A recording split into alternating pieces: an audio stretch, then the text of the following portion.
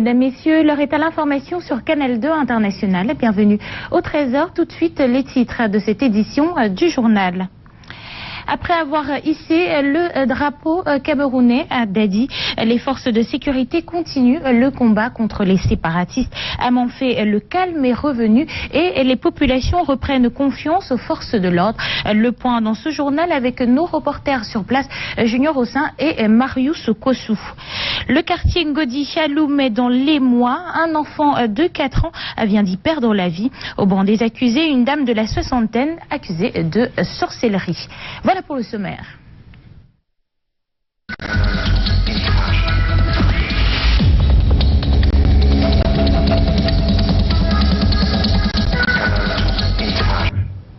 Mesdames, Messieurs, bonjour et bienvenue une fois de plus au journal de la mi-journée sur Canal 2 International. Démarrons comme de coutume avec notre chiffre du jour qui est 2 millions. C'est le nombre de personnes menacées par la famine dans le septentrion selon une enquête conjointe du Programme alimentaire mondial et du ministère de l'Agriculture et du Développement rural. Ceci est dû à la baisse de la production agricole dans la zone causée par la pluviométrie défavorable et surtout l'insécurité liée à la secte islamiste Boko Haram à l'extrême nord. Et dans la région du littoral, on parle également de lutte contre la pénurie alimentaire, ceci via les ventes promotionnelles des produits de première nécessité et de grande consommation à l'occasion des fêtes de fin d'année pour éviter toute pénurie dans l'UNCAM. Une foire a été organisée par la délégation départementale du Mines-Commerce et celle de la promotion de la femme et de la famille. Les détails avec Monique Naoussi-Fosso et David Dion. Zéro pénurie, zéro hausse des prix et satisfaction de tous les consommateurs du département d'UNCAM. C'est le leitmotiv des ventes promotionnelles des produits de première nécessité et de grande consommation organisées à Yabassi pour ces fêtes de fin d'année. Les consommateurs s'y ravitaillent à des prix bon marché. Ce que je découvre ici, vraiment, qu'on puisse retrouver les produits de nécessité en cette fin d'année, période de fête, à bon prix.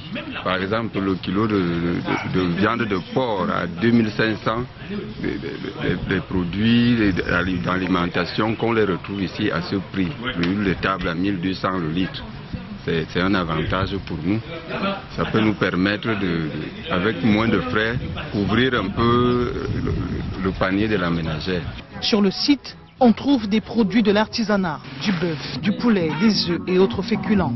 Une demi-douzaine d'opérateurs économiques partenaires prend part à cette foire. Une initiative du délégué départemental du commerce pour l'UNCAM en partenariat avec le directeur du centre de la promotion de la femme et de la famille de Yabassi. Nous sommes satisfaits au moment où cette foire promotionnelle s'achève. Malheureusement, nous avons également les pêcheurs. Nous avons voulu associer des produits de la pêche et de l'élevage. Ça n'a pas toujours été le cas. Vous savez, il y a aussi à Yabassi un peu d'incivisme. Nous avons eu des réunions avec ces opérateurs économiques, mais d'aucuns n'ont pas accepté de faire cette partie, cette foire avec nous. Ok. Le centre de promotion de la femme et de la famille de Yabassi est ici dans le cadre de son partenariat avec le Mines-Commerce qui en ce moment est dans sa grande campagne commerciale de fin d'année.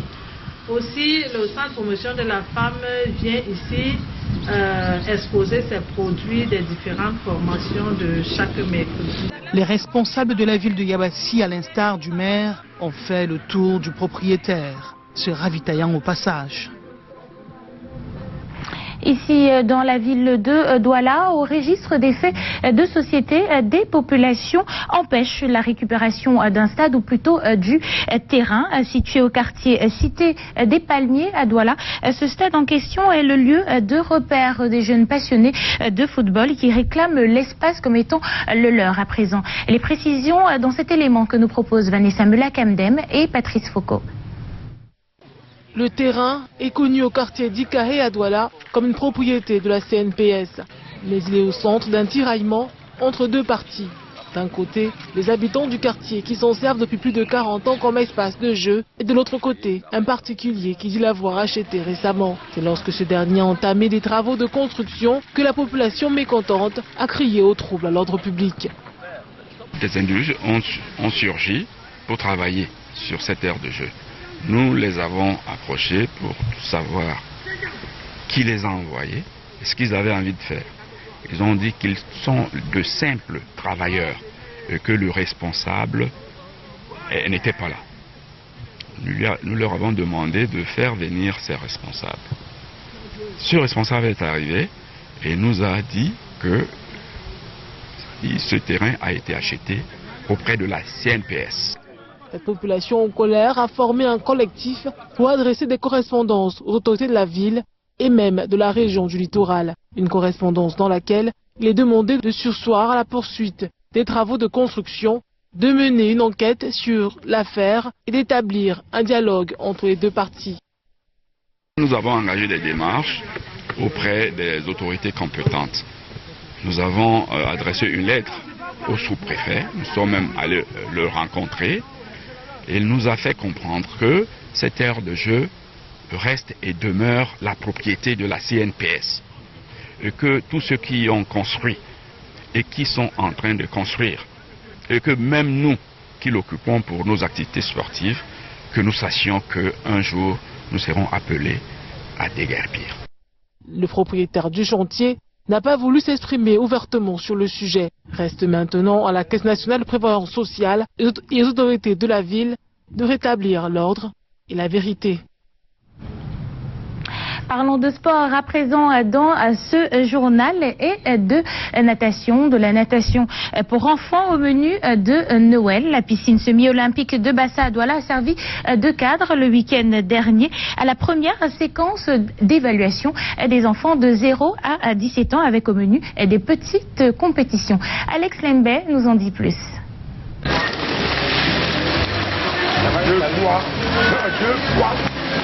Ils étaient un peu plus d'une cinquantaine à avoir répondu présent au mini-festival de natation le week-end dernier à Douala.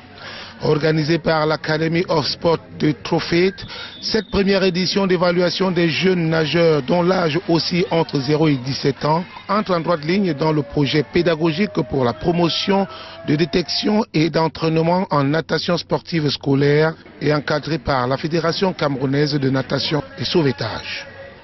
À travers cette filière, nous sommes convaincus que le Cameroun, la natation camerounaise de demain, va rayonner. La collaboration de l'Académie de Trophet nous intéresse particulièrement. Cette collaboration nous donne des performances pour essayer de rajeunir les équipes nationales du Cameroun du football. Apprenants approximatifs ou encore amateurs débutants, tous étaient jetés à l'eau par tranche d'âge et soumis aux différentes épreuves de natation, à savoir la nage libre, la brasse, le crawl, encore appelé nage du dos, et tout ceci à leur grande satisfaction. Nous avons assisté à la renaissance même de la natation. Ces jeunes-là, d'ici quelques années, vont produire des prestations qui vont certainement hisser une fois de plus la natation au sommet de cette discipline-là. Et moi je crois qu'il y a beaucoup d'espoir. Il suffit simplement que tous les encadreurs, toutes les parties prenantes se mettent de concert pour les encadrer. Une journée qui restera certainement mémorable pour ces bouts de choux qui ont choisi pour hobby la natation. Vivement la deuxième édition. En football, MTN Elite One, la période de transfert est ouverte depuis quelques semaines. Le joueur qui fait actuellement les choux gras de la presse se nomme Francis Elimbi. Le co-meilleur buteur du dernier championnat a rejoint APGS de Mfou, un transfert contesté par son ancien club avant Aigle Bamboutos de Bouda. Les précisions de Marc-Lionel Chameau. Déjà 4 jours qu'APGS de Mfou s'est attaché les services de Francis Maximilien Elimbi à la surprise générale. Le co-meilleur buteur de MTN Elite One avec 19 réalisations a décidé d'évoluer chez le 3e du dernier championnat pour les 2 prochaines saisons à venir. Sauf que ce transfert est vivement contesté par un de ses ex-employeurs, Bamboutos FC de Bouda, qui a signé le joueur il y a 3 ans pour un bail de 2 ans, affirme que l'attaquant de 22 ans est toujours sous contrat et l'avait prêté à l'Aigle Royal de la Ménois. Joint au téléphone, l'intéressé s'insurge contre cette cabale des dirigeants des Mangwa Boys. Moi, je ne sais pas pourquoi Bambuto devait compléter les matchs. Parce que déjà que moi je ne reconnais pas encore le club que j'avais signé un contrat de 2 avec Bambuto en 2015, le 5 février 2015. Et il a signé le 5 février 2017. Déjà que j'ai joué une saison avec eux, et la dernière saison ils m'ont prêté avec l'Aigle de la Ménois. Aujourd'hui, moi je ne sais pas c'est quoi Bambuto se base pour dire que je suis encore leur joueur. Interrogé sur une éventuelle prolongation de contrat à Bamboutos, Elimbi se montre surpris.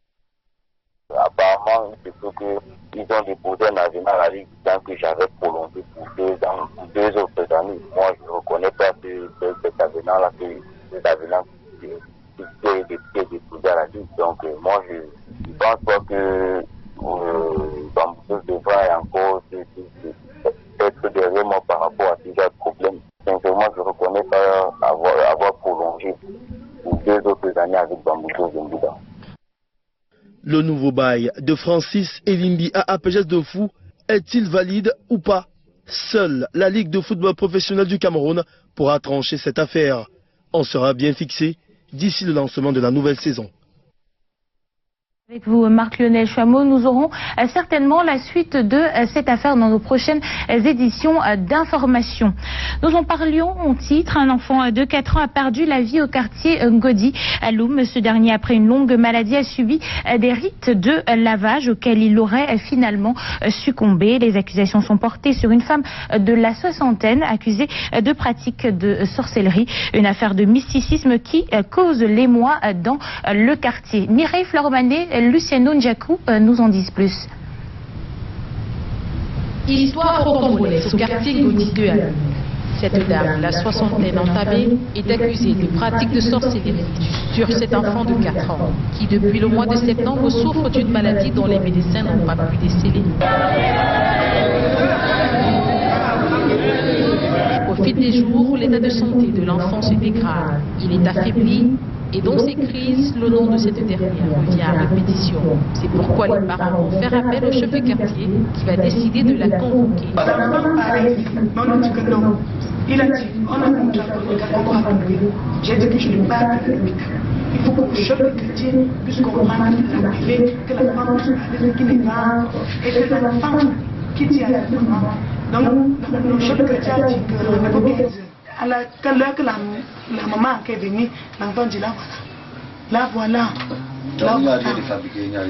Une fois chez le chef, ce dernier va lui demander de pratiquer un rite dans le but de sauver cet enfant.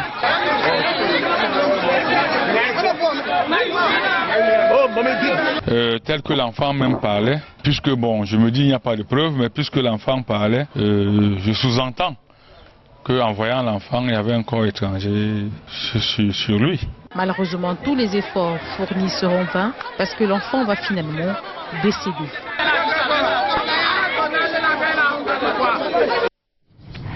La localité de Monfé a retrouvé son calme. Les forces de sécurité occupent les points stratégiques. Question d'assurer la sécurité des populations et des biens publics. La cohabitation entre forces de l'ordre et population est au beau fixe selon nos reporters sur place.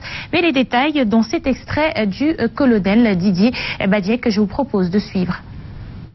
Alors, bonjour, je suis accompagné du colonel Didier Badiek et nous sommes à Monfé, dans le sud-ouest. Bien effectivement, ici on constate que la ville est carrément sécurisée. Les populations vaguent sagement à leurs occupations et elles sont d'ailleurs très bien entourées par les forces armées. Alors, colonel, présentez-nous un peu le contexte actuel.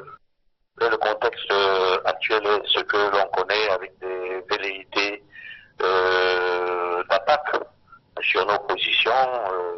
Il se dit depuis au moins 5 jours que ces bandits vont attaquer nos positions, mais nous les attendons. Le problème est de pouvoir confronter la population et pour qu'elle se sente en parfaite sécurité.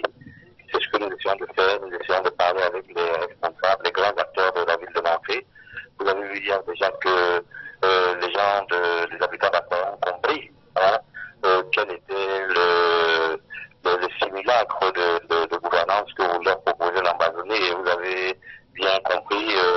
suffisamment clair, dit par le chef d'Akoya Nord qui disait que l'Amazonie c'est un mirage. Donc ici nous voyons une ville qui revient, qui retrouve son calme petit à petit, avec une population qui commence à comprendre où est la vérité. On va certainement essuyer par-ci par-là quelques petites attaques, mais que l'on va réduire parce que nous sommes préparés, n'est-ce pas, à contrer désormais toutes sortes d'attaques armées. Et vous pouvez vous rendre bien compte que depuis une semaine, toutes ces attaques, les assaillants ont été repoussés et que le bilan est tout à fait négatif de leur côté, tout simplement parce que nous sommes montés d'un cran. Nous n'avons pas encore épuisé toutes nos possibilités jusqu'alors. On peut également continuer à échelonner dans le sens d'une gradation intense. C'est ça notre posture. Donc tout ce que l'on veut dire là aujourd'hui, c'est qu'on devrait renforcer ce calme-là, cette paix qui doit régner et avoir de bons contacts avec la population pour leur montrer qu'en réalité nous sommes là seulement pour qu'elles puissent vaquer leurs occupations normalement et que nous sommes là pour les protéger et tant qu'elles observent la loi et que tous ceux qui viendraient comme ça les empêcher de travailler parce que c'est aussi ça leur but. Merci mon colonel, merci donc Alex Dembe, ici Junior Austin et Marouz Kouissou à Monfé pour Terrain 2 International. Vous l'avez donc compris, nous avons le point sur la situation sécuritaire dans la zone dite anglophone grâce à nos reporters sur le terrain, Junior Austin et Marius Kouissou. Allons à présent dans la capitale politique Yaoundé, retrouver Brand Kamga pour la suite de ce journal de la mi-journée.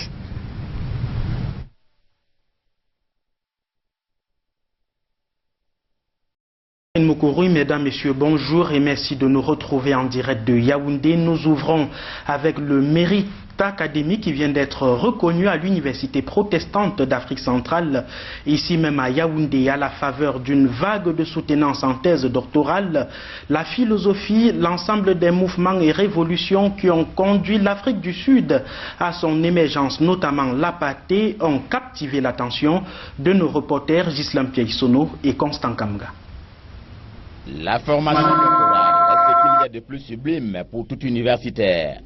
En ces lieux, deux candidats s'illustrent face à un jury de grandeur. Ici, on est intéressé par la philosophie des Lubantu dans les luttes de libération et de reconstruction d'une paix positive en Afrique entre 1912 et 2016.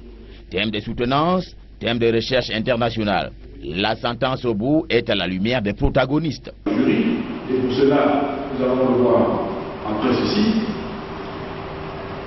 déclare le candidat digne du grade de docteur PhD et décerne à l'ensemble du travail la mention très honorable. Il maîtrise bien les concepts, il maîtrise bien la philosophie et il a apporté quelque chose de nouveau qui est de mettre l'Ubuntu, c'est-à-dire la philosophie de paix, de la recherche de la paix, de la placer comme une contribution africaine dans les théories de recherche de la paix et de résolution des conflits dans le monde. L'intérêt humain porté à ce travail n'est plus à démontrer.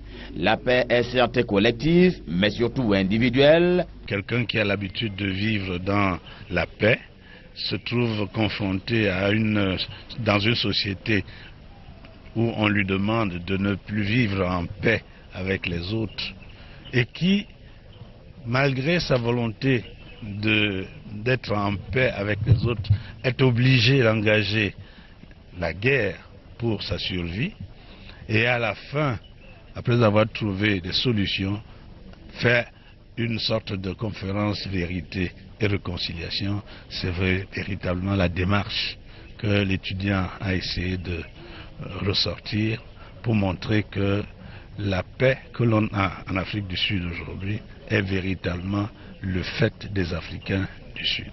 Pas souvent, mais toujours fascinante, est une soutenance de thèse de doctorat. De l'académie, nous passons en culture avec la Société nationale camerounaise de l'art musical, la SONACAM, qui, comme vous le savez déjà, a obtenu depuis quelques jours son agrément pour 10 ans. Il sera question donc de recouvrir et de distribuer les droits aux artistes camerounais. De nombreux artistes, justement, se sont rendus il y a quelques heures seulement, comme vous le voyez en image, au ministère des Arts et de la Culture, question de remercier le président de la République, Paul Biya, pour cet agrément qui marque une nouvelle ère dans la gestion des droits d'auteur catégorie B. Une motion de remerciement et de déférence a été adressée au chef de l'État. Écoutons quelques acteurs de la SONACAM, notamment le président Sam Fan Thomas ainsi que son vice-président et un administrateur de la SONACAM. Ils sont au micro de Hubert Noutier. Je suis très content et les administrateurs avec moi parce qu'enfin on va pouvoir travailler. Il faut maintenant penser au travail. Je dis simplement merci à Paul Biya, notre grand chanteur, le numéro 1 de la musique camerounaise, la musique le numéro 1 au Cameroun, qui nous a fait cette faveur de nous octroyer cet agrément à travers le ministre de la Culture. Beaucoup ne croyaient pas, mais nous avons cru. Aujourd'hui, il y a l'agrément. L'agrément, c'est pour tous les artistes. C'est-à-dire que tous ceux qui sont inscrits, ceux qui ne sont pas inscrits, ils doivent venir nous rejoindre. Nous sommes ouverts pour la relance de notre musique. Je suis fier, je remercie d'abord le chef de l'État et ensuite le Premier ministre, sans oublier notre ministre de tutelle, parce que effectivement les artistes étaient déjà dans l'incertitude et les artistes étaient déjà dans un suspense total et ils ne savaient à quel sens se vouer. Vous aurez la suite donc de cette motion de remerciement au président de la République par les artistes camerounais au 19h50. Nous parlons sport à présent avec le karaté. Plus de 100 jeunes Camerounais viennent de réussir le passage de grade à Yaoundé. Ils sont donc une centaine qui ont eu des enseignements, notamment sur la maîtrise de soi. Ils ont eu à faire des démonstrations devant leurs parents, venus nombreux les encourager. Quelques clichés captés pour nous par Alain Gislankanga et Bertrand Chassé. Kata, démonstration au menu de la cérémonie de passage de grade des jeunes karatékas du Nippon Funakoshi Karate Club à Yaoundé. Je suis content parce que c'est la preuve de l'aboutissement d'un travail. Travail effectué au courant de l'année. On a eu à beaucoup bosser pour atteindre des performances. Et cet événement, c'est juste l'apothéose où on essaye de faire une représentation. Et là, on nous donne des ceintures pour signifier un peu, matérialiser cette élévation du niveau-là. Les apprenants, sous le regard admiratif de leurs parents, ont effectué quelques séances de démonstration. Ce que les gens doivent comprendre, c'est que on n'enseigne pas l'art martial aux enfants pour qu'ils deviennent brutaux. Non, on enseigne les arts martiaux aux enfants pour qu'ils acquièrent de nouvelles compétences, ils acquièrent de nouvelles connaissances comme la maîtrise de soi. D'ailleurs, ils ont une très belle hymne que les enfants répètent chaque fois qu'ils finissent les entraînements. Et cette hymne les enseigne beaucoup sur comment ils doivent se comporter à la maison. La maîtrise de soi est la principale recommandation pour ces athlètes. Ils sont plus d'une centaine à avoir franchi un nouveau palier. Toujours en sport, cette fois-ci nous parlons volleyball avec la sélection minime nationale qui est en stage depuis 2 jours ici même à Yaoundé. Il est question donc pour les Lions indomptables de cette catégorie de la balle orange de se préparer pour les Jeux Olympiques de 2018. Alain Gislankanga une fois de plus sur ces images réalisées par Thierry Camteau. La Fédération camerounaise de volleyball prépare déjà les Jeux Olympiques 2028. Elle a mis en stage à Yaoundé la sélection nationale minime dans les mêmes conditions que leurs aînés. Nous sentons à l'aise puisqu'on nous a mis dans les coachs essaient de nous mettre dans un endroit où on peut bien s'installer, un environnement stable pour que nous puissions bien évoluer. Ce stage rentre dans le cadre de la promotion du volleyball à la base et à la préparation de la relève. On a commencé à travailler les enfants de 6, 7, 8 ans. 3 ans et demi, 4 ans après, ces enfants ont 11, 12, 13, 14 ans. Alors on a pensé qu'il fallait les réunir au moins 3 fois, une fois chaque 3 mois pour les faire travailler. Au cours de ce regroupement, il s'agira d'évaluer leur niveau et corriger leurs erreurs techniques.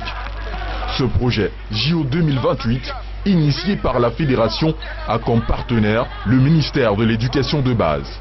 Le but est de mettre sur pied une équipe nationale performante dans les prochaines années au niveau mondial.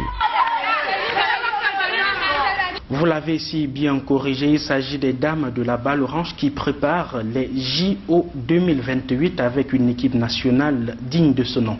Ainsi, ce code Yaoundé, le 13h, s'achève avec vous, Aimé Catherine Moukouri.